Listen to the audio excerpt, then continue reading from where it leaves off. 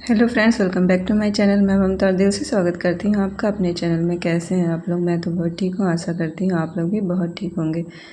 तो आप लोग का करवा चौथ कैसा बीता? मुझे उम्मीद है सब लोग का बहुत अच्छा बीता होगा, जो भी करवा चौथ होगा। वैसे ये व्रत होता बहुत अच्छा है, बहुत एक्साइटमेंट होती है ना जो भी ये व्रत रहता है। मेरी भी तैयारियां खूब ज़ोरों शोरों से चल रही थी। ये उस दिन रात का था, गई थी मार्केट शॉपिंग करने, साथ में सोचा था मेहंदी भी लगवा लूँ, मगर मेहंदी वाले के यहाँ पूरे मतलब इतनी भीड़ थी और 500 में भी वो भी गूंज रहे थे। इस वजह से मैंने सोचा क्या 500 खर्च करना। घर आई तो मेरी बेटी ने बस जो भी उसको आता था उसने मेरे हाथों पे मेहंदी लगा दी। क्योंकि जिस दिन करवा चौथ रहा उसके एक दिन पहले तो मार्केट में जैसे लगता है मेहंदी वालों का बस मनमानी ही चलती है, इसीलिए मैं अक्सर 2 दिन पहले ही लगवा के आ जाती हूँ। इस बार थोड़ी गलती हो गई और टाइम ना होने की वजह से, तबीयत ठीक न होने की वजह से एक दिन पहले ही गई थी, तो इस वजह से घर पे ही आके फिर मेहंदी मैंने लगाई। और ये करवा चौथ की सुबह की क्लिप है, जब मैं उठ के बस नहा धो के पूजा करके अब व्रत का संकल्प लूँगी और सरगी लूँगी। क्योंकि इस व्रत में सबसे पहले सुबह उठ के संकल्प लेके सरगी खा के और संकल्प लेना रहता है, क्योंकि किसी व्रत की शुरुआत हमें बिना संकल्प के नहीं करनी चाहिए। वैसे बहुत ही अच्छा व्रत है कि ये उम्मीद रहती है, हाँ शाम ढलते ढलते हम लोग को पानी पीना रहता है। वैसे तीज पर व्रत रहो तो 24 घंटा निराजल रहना रहता है। कब ये पूरा दिन बीत जाता है पूजा पाठ और पूजा की तैयारी में किचन में घुसो तो सुबह से शाम हो जाती है। और इस समय तो जब से ठंडक आ गई है हमारे गार्डन में फूल भी बहुत कम हो गए हैं। जो वैसे भी मैं थी नहीं, इस वजह से मुझे पता नहीं है, बस जितने फूल मिल जाते हैं उन्हीं से पूजा हो जाती है। सारे फूल, अब पतझड़ का मौसम भी आ गया है तो फूल भी बहुत कम मिल रहे हैं। पूजा करके बहुत अच्छा लगा। उसके बाद मैंने सरगी खाई और फिर थोड़ी देर आराम करने के बाद मैं सुबह की तैयारी करने लगी खाने धाने की, जो मुझे आज बनाना था और फिर क्या पहनना था। सबसे ज़्यादा एक्साइटमेंट तो वही रहती है कि क्या पहनना था। मुझे बहुत शौक़ है तैयार होने का, सुबह से ही मन था कि यार साड़ी पहनूं, मगर थोड़ी थोड़ी सर्दी जुकाम लग रही थी और बुखार होने की वजह से साड़ी तो नहीं पहनी, बस हाँ सूट पहन के ही काम चला लिया। तो हम लोग के यहाँ रिवाज है कि सबसे पहले तो यही बनता है, चावल के आटे का और चने दाल की स्टफिंग करके फरा बनता है। वो मतलब ससुराल में जैसे बनता है वैसे ही मैंने ये व्रत की शुरुआत की है।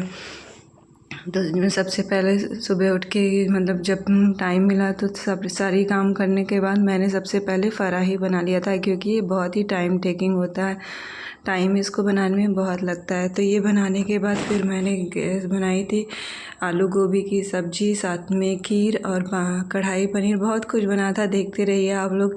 उस दिन वैसे टाइम तो मिलता ही नहीं है कि जितना भी बनाओ उतना कम है, जितना खाना आप बना सके उतना आपको बनाना पड़ता है। तो मैंने बनाया था बहुत ही टेस्टी सी आलू गोभी की सब्ज़ी। मेरे यहाँ पे हम लोग प्याज लहसुन यूज करते हैं, बस भोग में खीर लगता है, इस वजह से खीर बनाने के बाद उसके बाद मैं सारे खानों में प्याज लहसुन यूज कर लेती हूँ। तो खीर डाल के मैंने खीर में केसर डाल के मैंने बहुत ही टेस्टी सी खीर बनाई। और फिर ये सब बनाते बनाते याद आया कि मुझे छत पे चौक पूरना है। हमारे यहाँ ये रंगोली बनाने को चौक पूरना कहते हैं, जिसे चावल के आटे और हल्दी मिक्स करके बनाता है। मुझे तो बिल्कुल भी कोई भी चौक पूरने नहीं आता है, बस यही सिंपल से डिज़ाइन आती है। बहुत लोग को तो बहुत आता है। वैसे जब मैं 8 साल पहले यहाँ से साउथ की तरफ गई थी तो वहाँ मुझे बस यही देख के वहाँ की एक चीज़ बहुत अच्छी लगती थी। वहाँ रोज़ सबके दरवाजे पे तरह तरह के और सबके दरवाजे पे अलग अलग और रोज़ अलग अलग तरीके की रंगोली बनाने का कितना अच्छा वहाँ का रिवाज है। और एक वहाँ का रिवाज था जो गजरा लगाने का, वो दोनों रिवाज मुझे बहुत अच्छे लगते हैं वहाँ के कल्चर, जो कि मुझे मतलब मन करता है कि मैं भी रोज़ गजरे लगाऊँ, मगर यहाँ नहीं हो सकता है। वहाँ तो मैं जब थी तो उतने दिन जरूर गजरा लगाती थी, क्योंकि वहाँ 10 रुपये में 15 रुपये में अच्छे से अच्छा गजरा मिल जाता। और यहाँ तो आज के ही दिन मैं जब लेने गई थी, कल लेके आके रख दी थी, तो 60 रुपये का, वो भी बिल्कुल पतला पतले 2 गजरे की माला दे दिए थे। तो वैसे कहाँ रोज़ लग पाएगा गजरा, और ना ही हम रंगोली बना पाते हैं रोज़ सुबह। जहाँ का रिवाज होता है वहाँ तो करना ही अच्छा लगता है, और वहाँ के लोग करते भी हैं। सुबह उठ के सबसे पहले अपने दरवाजे पे हर तरह तरह की रंगोली बनाते हैं, और हमारे यहाँ इसे चौक पूरना करते हैं। तो मुझे जो आता है मैंने उसी तरीके से बनाया था। मुझे तो मतलब खुद भी समझ में नहीं आता, सोचती हूँ सीखूँ, क्योंकि ये भी एक कला है जिसको आता है। हम लोग को तो कुछ आता भी, हमारे बच्चों को तो वो भी नहीं आता है, कल को वो भी ये सब नहीं जानेंगे ये कैसे बनता है।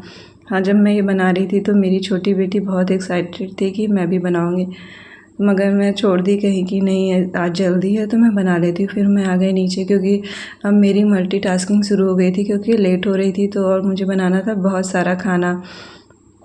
तो एक तरफ मैंने दोनों तरफ मैंने कढ़ाई रख दी थी। एक तरफ मुझे बनाना था गोभी आलू की सब्ज़ी और एक तरफ मुझे बनाना था कढ़ाई पनीर। जब दोनों तरफ का गैस रखा रहता है तो हाथ भी बहुत तेज़ी से चलाना पड़ता है और साथ में दिमाग, क्योंकि इन दोनों कढ़ाइयों को एक साथ देखना पड़ता है। और बहुत ज़्यादा लेट होने की वजह से वैसे तो मैं सुबह से ही काम शुरू कर दी थी, मगर धीरे धीरे करते करते कब टाइम निकल गया पता ही नहीं चल गया।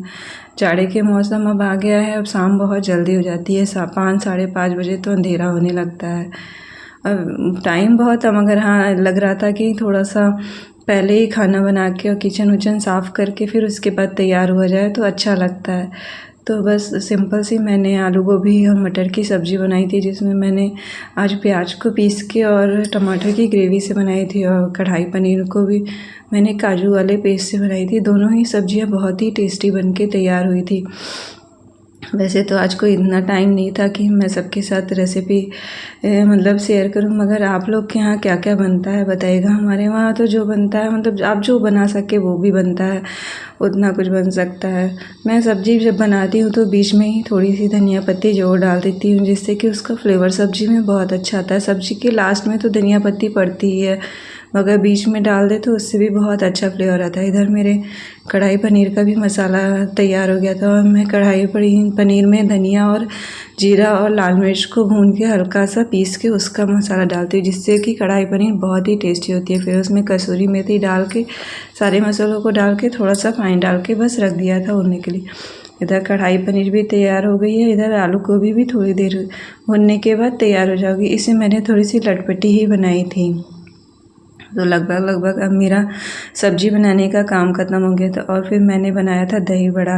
दही बड़ा में जब दिमाग काम मतलब ज़्यादा तेज़ चलता है तो वो भी ख़राब हो जाता है। वैसे दही को मैंने बस चीनी, नमक और थोड़ा सा लाल मिर्च पाउडर और चाट मसाला डाल के फेंट लिया था और बड़े को छान के बड़े के शेप पे बच जाएगा, क्योंकि बड़ा क्या हुआ था कि बैटर जो है बहुत गीला हो गया था, इस वजह से मैंने बड़े को छानते नहीं दिखा। और फिर मैंने बनाई थी कुरकुरी भिंडी, जो कि मैंने आपके लोगों के साथ बहुत ही बार रेसिपी सर्च की, मतलब शेयर की। ये बहुत ही टेस्टी बनके तैयार होती है और बहुत ही इजी है। जब भी कोई मतलब फटाफट वाली सब्ज़ी बनानी हो भिंडी की तो ये कुरकुरी भिंडी बहुत अच्छी होती है। और फिर मैंने बनाई बिल्कुल ही सिंपल वाली कढ़ी, बस कढ़ी का तड़का लगाया और बेसन डाल दिया। और जो मैंने बड़े के लिए पकौड़ी छानी थी उन्हीं पकौड़ियों से मैंने कढ़ी बना दी। कढ़ी भी बहुत टेस्टी हो गई थी। अब मेरा किचन साफ़ हो गया था, सारा खाना भी बन के तैयार हो गया था। बस अब जब खाएंगे तो पूड़ी तल लेंगे। तो लास्ट का काम बचा था कढ़ी में तड़के लगाने का। तो आज मैंने दूसरे तरीके से तड़का लगाया है। घी में लहसुन और मिर्ची का मतलब कूट के फिर उसके बाद उसको भून के तब तड़के में डाला था। इससे क्या होता है, लहसुन और मिर्ची का फ्लेवर बहुत अच्छा आता है। फिर लास्ट में गैस बंद करने के बाद थोड़ी सी कश्मीरी लाल मिर्च डाल के उसका तड़का लगा दिया था। बहुत ही टेस्टी कढ़ी बन के तैयार हुई थी। वैसे तो इतना खाया नहीं बनता है, व्रत तोड़ो तो कितना खाया जाएगा, मगर हाँ शुभ के लिए और एक हमारे त्योहारों पे जो बनना चाहिए वो तो बनाना ही पड़ता है। ज़्यादा तो हम लोग वही फराई ही खा लेते हैं।